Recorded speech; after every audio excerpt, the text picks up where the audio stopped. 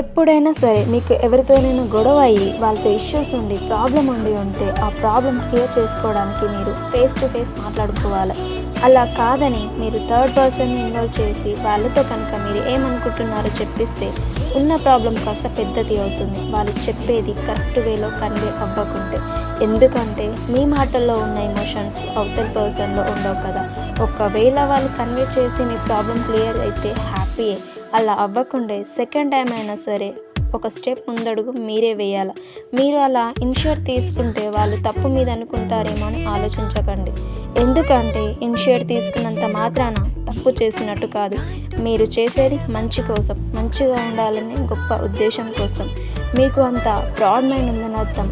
పాజిటివ్గా ఆలోచించండి, negative thoughts పక్కకు పెట్టేయండి. So put aside your egos for a good cause. ఈ మంచి మాట నచ్చితే లైక్ చేయండి, షేర్ చేయండి, కమెంట్ చేయండి. Yours all time well wish.